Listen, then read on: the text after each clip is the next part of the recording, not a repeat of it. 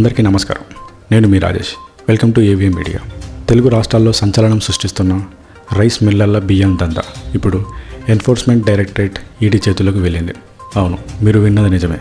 6,000 కోట్ల రూపాయలకు పైగా టోకరా వేసిన మిల్లర్లపై ఈడీ నిఘా పెట్టింది. మనీ లాండరింగ్ కోణంలో విచారణకు రెడీ అయ్యింది. అసలు ఈ స్కామ్ ఏంటి, ఆ 1,000 కోట్ల రూపాయలు ఎక్కడికి పోయాయో ఈ వీడియోలో పూర్తిగా తెలుసుకుందాం.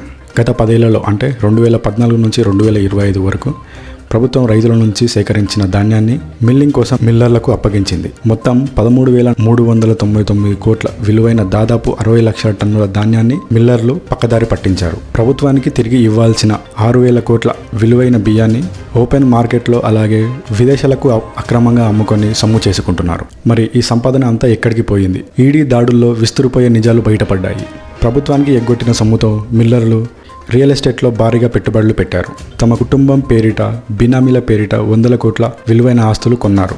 అంతటితో ఆగకుండా సూర్యాపేటకు చెందిన ఒక మిల్లర్ ఏకంగా ఈ బియ్యం దందా డబ్బులతో ఒక సినిమా కూడా తీశారు. అంటే పరిస్థితి ఎంత దారుణంగా ఉందో మీరే అర్థం చేసుకోవాలి. ఈ అక్రమాలపై విజిలెన్స్ శాఖ ఇచ్చిన నివేదిక ఆధారంగా ఈడీ ఇప్పుడు రంగంలోకి దిగింది.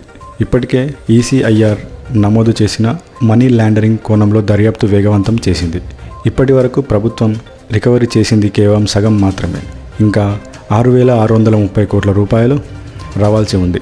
తాజా దాడుల్లో మరో 770 కోట్లు అక్రమాలు వెలుగు చూశారు. పేద ప్రజలకు చెందాల్సిన రేషన్ బియ్యాన్ని ప్రభుత్వ సొమ్మును నొక్కేసిన ఈ మిల్లర్ల వెనుక ఉన్న పెద్ద తలకాయ ఎవరిది? ఈడీ విచారణలో ఇంకా ఎలాంటి నిజాలు బయటికి వస్తాయి అనేది ఇప్పుడు ఆసక్తికరంగా మారింది. ఇలాంటి సంఘటనపై మీ అభిప్రాయం ఏంటో కింద కామెంట్లో తెలియజేయండి. Thank you.